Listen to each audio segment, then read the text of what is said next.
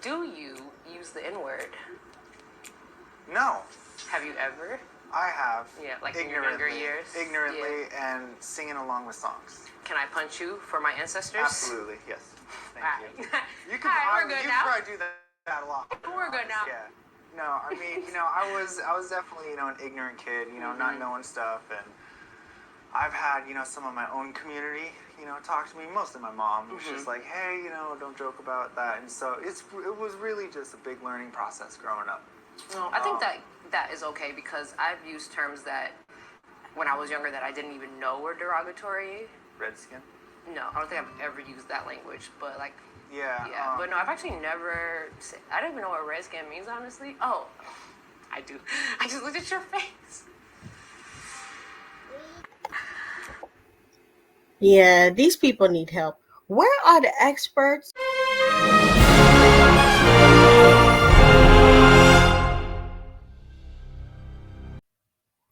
Hey y'all, it's your captain for all things creative coming at you with the Married at First Sight Denver Season 17, Episode 5 review and reaction. If you are new to this channel, welcome. Thank you for checking in on what was a very hectic and chaotic episode. And if you are returning, thanks for rocking with us. You know what it is. Let's get into the show. So first, we see all the couples at the honeymoon just comparing notes about their connections and how they feel about each other. Orion basically says how he's enjoying getting to know Lauren. It's really been a pleasure for him to just be around her. Brandon and Emily clearly are hitting it off a little bit. They like one another. And Brandon asks if sex is on the table for anyone, which makes me think that he's thinking about consummating his marriage. They say that they haven't, but a lot of signs make me think that they are. Cameron says that he's waiting for a spark or chemistry to be more obvious before sex is on the table for him. And Claire acknowledges, that they're very different people. And we see in a confessional that Cameron admits that he's jealous of Austin and Becca. So the other couples peep their chemistry. But if he really is, wanting their connection, he should maybe take notes, see what, Burden is doing well and what Austin is doing well. So yeah, it's like Cameron, he's wanting what he could have if he worked a little harder, because he's not even carrying Claire's bags, and they're both the problem in their relationship to me, So next, you see Becca and Austin bonding over being silly.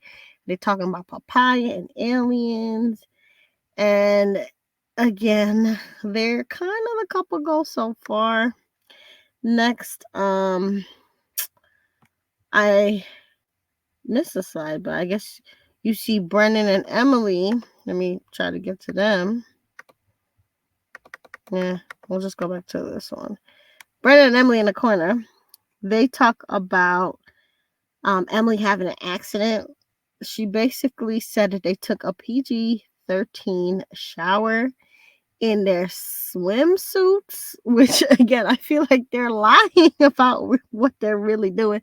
Because who showers in a swimsuit? Like, there's one time I showered in a swimsuit, and that's because I was around my mother-in-law. She was showing me how to, like, wash the baby and things like that. So, like, I had on a swimsuit, whatever. But, like, nobody don't be showering in swimsuits like that on a honeymoon. So she claims they were showering in swimsuits together.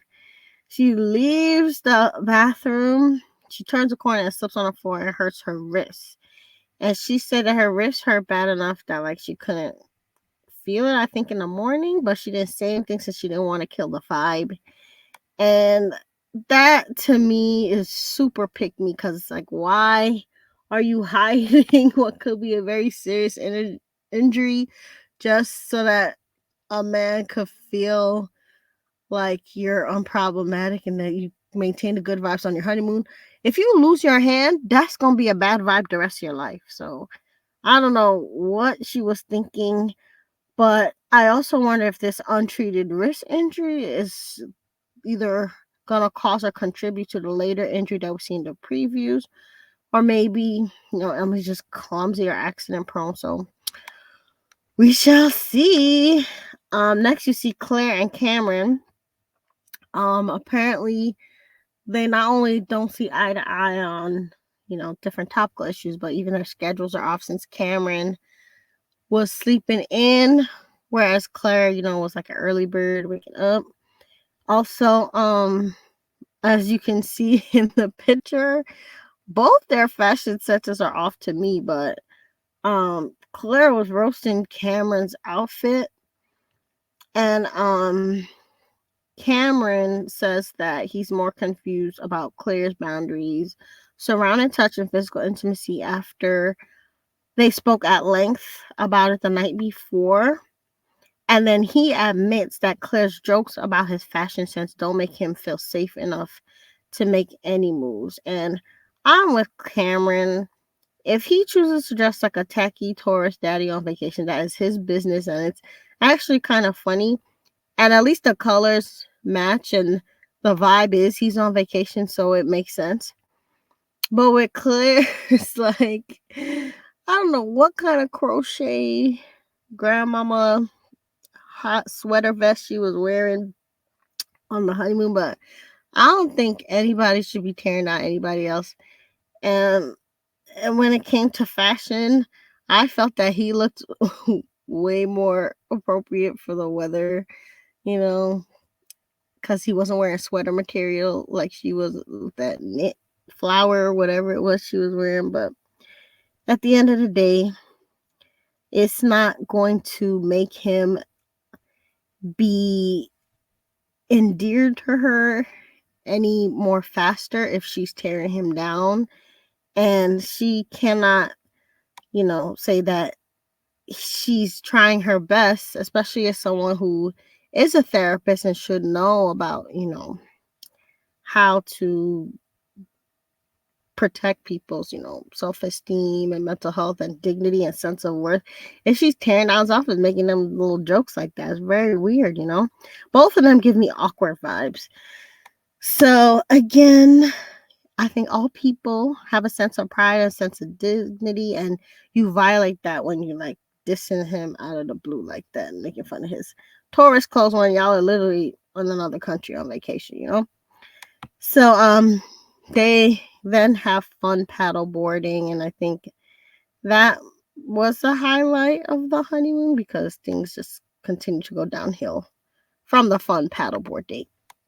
Next, you see Lauren and Orion cuddling in the water as they talk about her feeling safe and how important, her feeling safe and protected by her husband was important to her mother who had passed away. And so it's clearly something that she feels good about because Orion wants to, create that safe space for her and make her feel protected emotionally and also, in other ways. Then they talk about the possibility of having kids.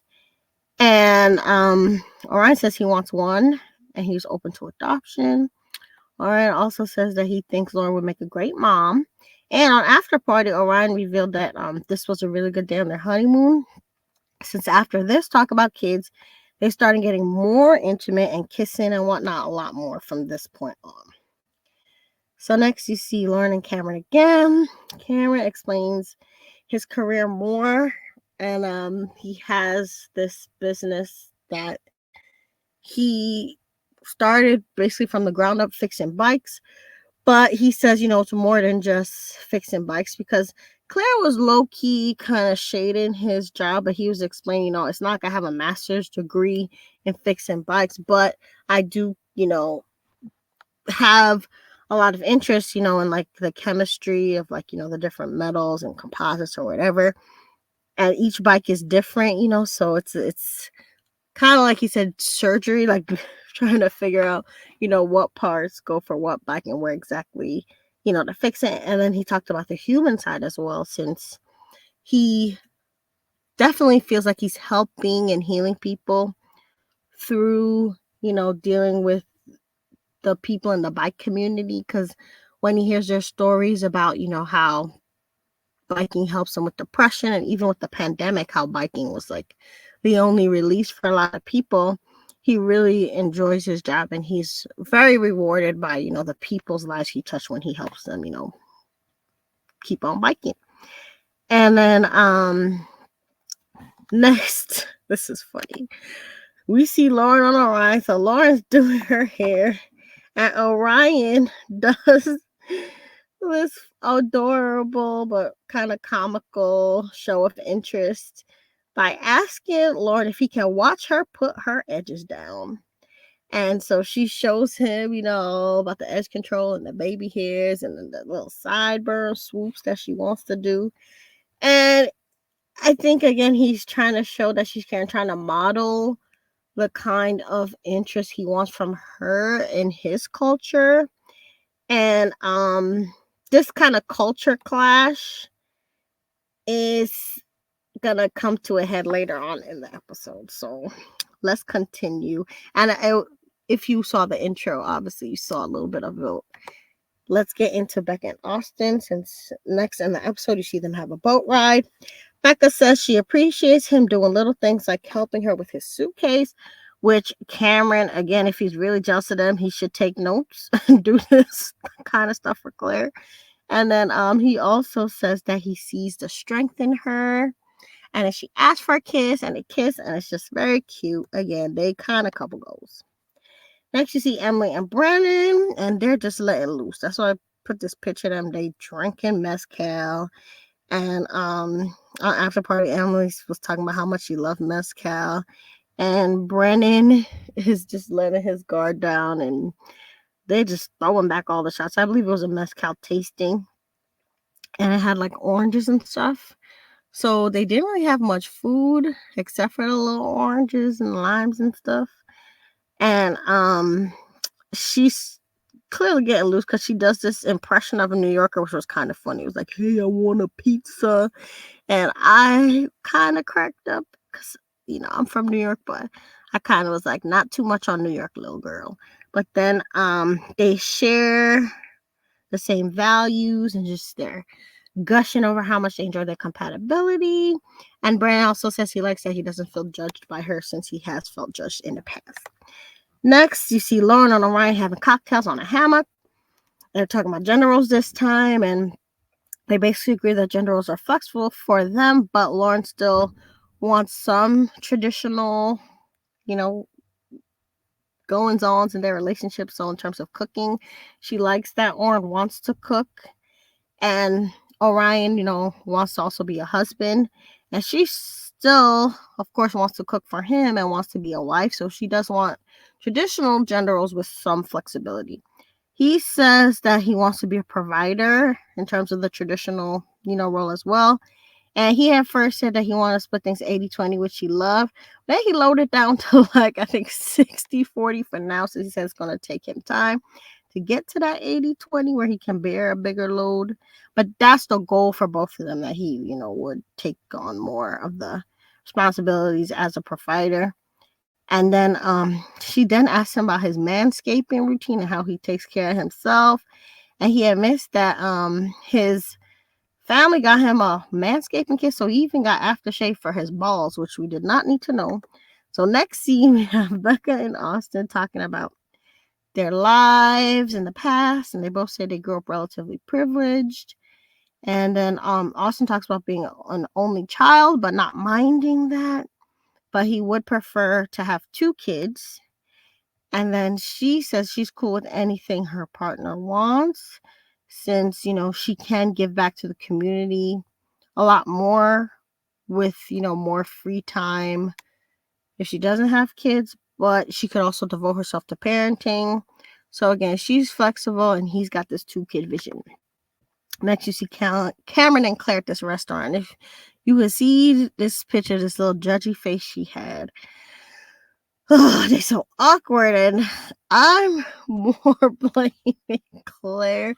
Cameron, he's insensitive too, but Like I said, Claire's a professional, and you would think she knows people's brain better, but she's using it to like judge him, as you can see. So Karen and Claire eat dinner, and they're very awkward. She calls him Goofy again with the little digs, but then she explains that even though a lot of people usually think Goofy's a bad thing, she thinks Goofy's a good thing, and he's like, "Wait, why Goofy has to be a bad thing?"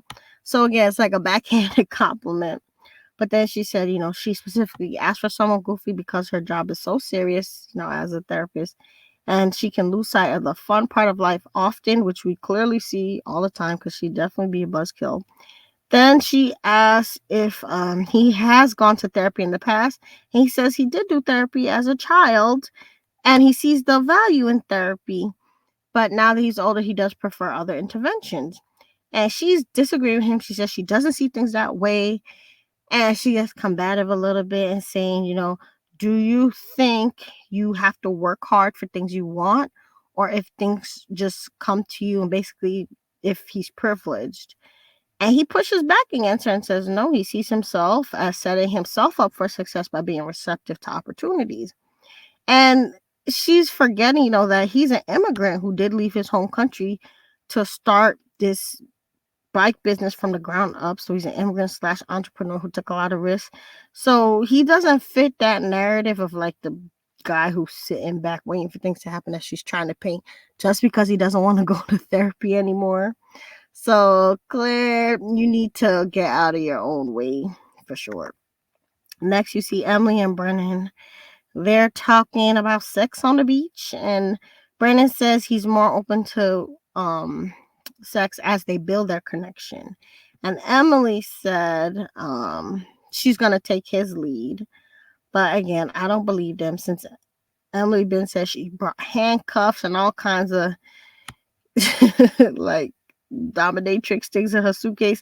She says she left a whip behind. So I don't believe them. He says that focusing on their emotional connection first will make sex better. But even on an after party, she said that he made the first move. Since the honeymoon night, they like made out pretty heavily, so it's not like they're doing nothing. So maybe it's like everything but intercourse, but they doing something. They're a little too giddy, and she done packed a little too many sex toys to make me think that they're not doing anything. Next, you see Austin and Becca joking at the pool. Austin is swimming while Becca is fully clothed, like even in a denim jacket on the swim bar. So it's a little awkward looking, but he's a good sport about it. And she starts crying and apologizing that she's not well enough to go in the pool with him. And he says, he understands because she just had surgery and they can still have fun no matter what. And he says that marriage is about sacrificing his confessional and that he's excited to sacrifice for her. So then this is the scene that is just a mess. But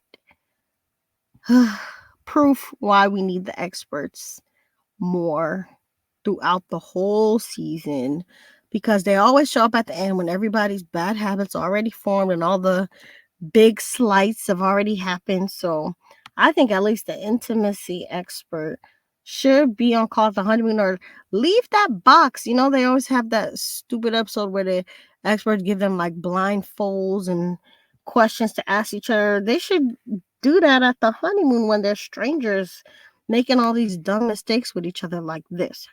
So here you see Lauren and Orion at the pool. And she wants to test his ignorance level, I guess. So she asked him if he's ever used the N-word.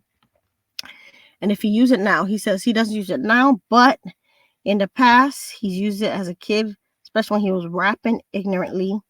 And then he says his mother and other elders squashed that. So shout out to them who educated him that he should not be using the N-word. He then asked her if she's ever said anything, problematic before. She said, yeah, in her youth. And he's like redskin. Have you ever used that word? So he didn't let her answer. That would be, I say, his part in this going straight to hell in terms of the conversation. And she is a little taken aback because she didn't get to answer, what her ignorant moment was. He's already putting this derogatory word on the table, and she's like, I don't even know what redskin means. I've never used it. And then she messed up big time when she looks at his face, and I guess he's sunburned, and says, oh, actually, now I think I know what redskin means, looking at you. And that just brought the whole conversation to hell, because Orion just retreats in his emotional shell, has all his walls up, and is like, I know this lady didn't. Oh, no, she did not say this to me. And he tells her, like, yo, you hurt me just now. And then she apologizes, and then he just wants to make sure this don't happen again, but also make her feel bad. So he starts laying into her about the history. He's like, do you know what this word means? Do you want to know what it means? And she's like, okay, tell me what it means. So then he explains that the term redskin comes from the practice of basically scalping Native Americans, and that their, dead body parts, was worth more than, the people to the oppressors, who took their land and basically committed genocide, right? So he's already making it clear that he's done with her. And then she basically tries to give the perspective that, well, she's, as a Black woman, has often been privy, to hurtful jokes and comments. And like, what she does is she tries to, make light of it. So she's trying to explain why she made a joke, because for her, and I think for a lot of people of color, you either laugh or cry. You have to find ways to deal with it. And for her, joking it off, laughing it off, in a safe space helps her deal with it. But then he says that he really doesn't like to do that. He says he has a different approach. And then he also brings up the bus incident where Cameron made a joke about, going off the reservation. And he says, he has become more good at detecting ignorance, because of all that he's been through. And then Orion basically says that he's heated. He just tells her Alfred, that he's mad at her after this exchange. And then Lauren brings up a good point that, well, why did you have so much grace for the white man Cameron, who made that joke about going off the reservation that was equally offensive, but you don't have grace for me, a Black woman who understands oppression and could understand your pain? And Orion says, no, he's more heated because it seems like Lauren is trying to minimize his feelings and telling him to calm down when she did hurt him, and his oppression and struggles he does not think is a joke, and he does not have her same view that it's cool to make jokes about oppression, and he doesn't want her to make light of his culture, and he doesn't think making light of anyone's background and culture is good. And so I think they both have valid points. I do wonder why he didn't have this much smoke for Cameron if he's that, gung-ho about his culture, because even when Lauren tried to say, oh, he meant resort instead of reservation, but Cameron's like, no, what if I'm willfully ignorant? So Cameron, even though it may have seemed as a little joke at first and everybody was acting like it was a joke at first, Cameron then made a little smart aleck comment that I might not be joking on, so Orion could have had this much smoke for Cameron, but again, this is his wife. This is his co-person of color in this experience. They're the only two people of color. So you would think he would at least give her the same grace that he gave Cameron.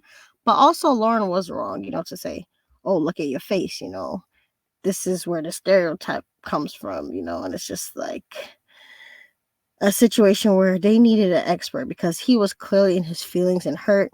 She was trying to talk him off the ledge and explain, but he had already been gone. They needed an expert outside party for this. So I think that the experts need to be around more for these poor folks, these poor unfortunate souls. They don't know each other. They're strangers. And the experts usually come in way too late when they already have formed bad patterns of dealing with each other, when they already are set up to make snap judgments about each other off of a smaller pool of information than you would usually gather when you have a longer time to date someone, and be engaged. So really the couples, they all are looking at what each person does and kind of blown out of proportion because they only have a small time to decide whether they want to stay married or not before decision day. So they need the experts way earlier. And this scene to me proves that. So next you see Becca and Austin, but this scene was not couple goals to me. Here's where I see Becca maybe self-sabotaging a little bit because, again, Austin's trying to keep the good vibes. They already know, about her health issues. She's talked about her endometriosis, her anxiety, her chronic pain, the surgery, all of that. It's already been out there. He's done well to deal with it. She done cried already about not being able to swim the night before. I wonder if she could let them just have one day of chilling since they've talked about a lot of heavy stuff. But it seems like she's gonna try to test him every day about how heavy he can get, which I think is a little bit self-sabotaging because Becca asked Austin if it bothers him that she doesn't drink. He already knows she don't drink. They established this since the wedding. And then he's like, no, does it bother you that I drink? And she said, no. So, okay, they got over that hurdle. And then they talk about their exes, which I'm like, oh my God. So, again, they have a short time to make snap judgments, but it's like bringing every negative thing up at once. Like, can they pace it out a little bit? But so they talk about the exes, and she says she's always dated avoidant types in the past that weren't no good. Then Austin, again, makes it cute and says, I've actually dated a lot of artist types like you, so you're my type. So, okay, they got over that hurdle. Then Becca gonna bring up another hurdle and say, basically, have you thought about death? So she literally asked him about death after asking him about, her sobriety being a problem and then talking about their exes. And I'm just like, girl, you got to give this man a chance to have a little bit of fun. I feel like she is self-sabotaging a little bit. And again, Austin handles it well. He says he has thought about death in the past, but death only bothers him if he has people depending on him, like children and a family. He's like, right now, if it's just not when he dies, he's not scared of it. But the only thing that would bother him about dying is like leaving people that like really depend on him, like children. And then Becca again gonna bring up her anxiety about death and says she now tries to live in the moment, but I don't feel like she's living in the moment a lot. So I think she gotta cool off with the negative stuff. Like mix it up, make it a little more fun for Austin because he's dealing with a lot with what she brought to the table, and he's been dealing with it well. She got to give him some days to just be chill. So last but not least, previews for next episode. And again, it just looks like mess. The only positive thing I saw is that it looks like Lauren didn't cheat on Orion because that's what the longer preview was given. But it seems from this next episode that we find out that the conflict about, I guess, relations and not trusting her comes from the fact that Orion finds out that she did have sex while going through the process like 2 months ago. And I think Orion was not having sex because he was like waiting for his wife. And then he basically says that knowing that she did have sex 2 months ago during the process takes sex off the table for him. So again, the experts needed to be there. So say your comments, make sure to like, share, and subscribe. And I will talk to you next time because I gotta go. Bye.